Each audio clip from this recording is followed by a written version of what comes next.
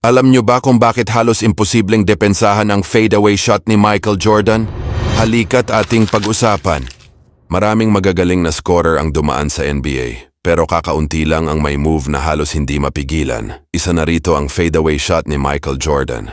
Pero bakit nga ba napakahirap nitong depensahan? Una, mataas ang kanyang vertical leap. Sa pagtalon niya paatras habang bumibitaw ng tira, mas lalo pang tumataas ang release point ng bola.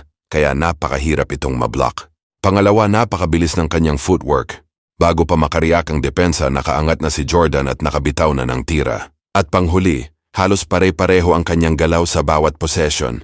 Hindi agad alam ng kalaban kung magdadrive ba siya papunta sa ring o bigla na lang magfa-fade away.